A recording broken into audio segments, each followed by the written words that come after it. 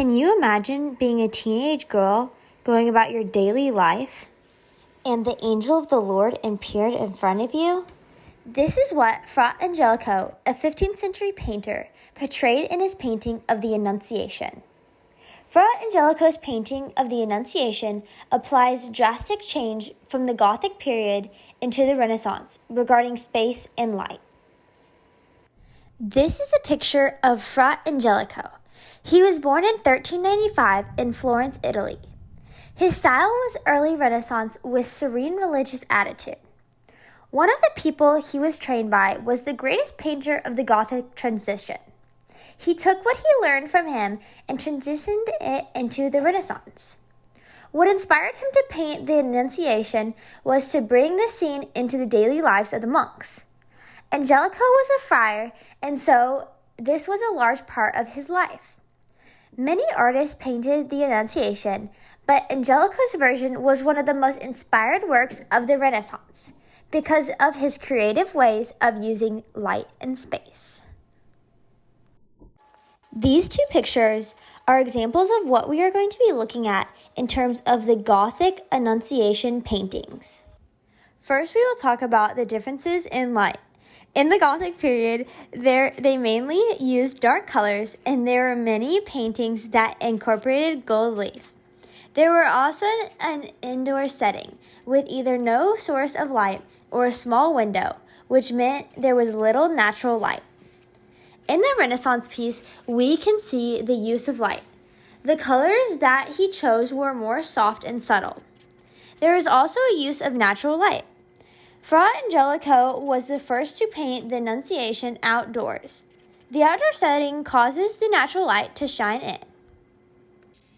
Next, we will talk about the differences in space. In the Gothic paintings, there is no obvious visual perspective, which indicates no visual vanishing point. Also, the setting is indoor, usually in a small secluded space. In the Renaissance painting, there is defined perspective leading the eye to a vanishing point. The Roman arches frame the main characters, emphasizing the focal point.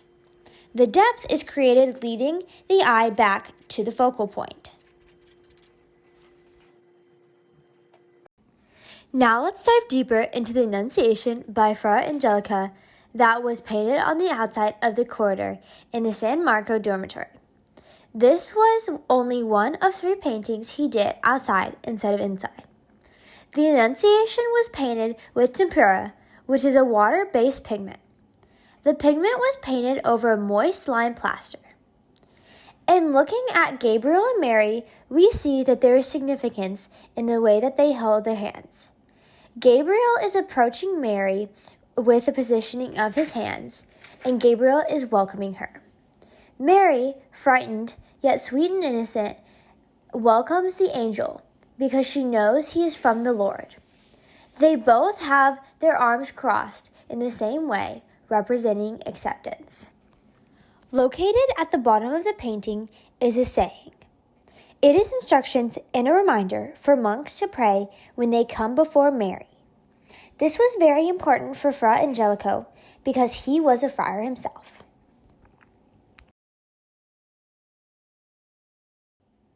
When we look back at the painting, we see Gabriel is wearing a reddish-pink color and Mary is wearing blue. Gabriel's clothing is a symbol of divinity, while Mary's clothing is a symbol of humanity. In looking at the columns, one can wonder whether the center column is a separation of humanity and divinity. Looking back at this video, we can truly see why Angelico's version of the Annunciation was considered one of the most inspired works of the Renaissance.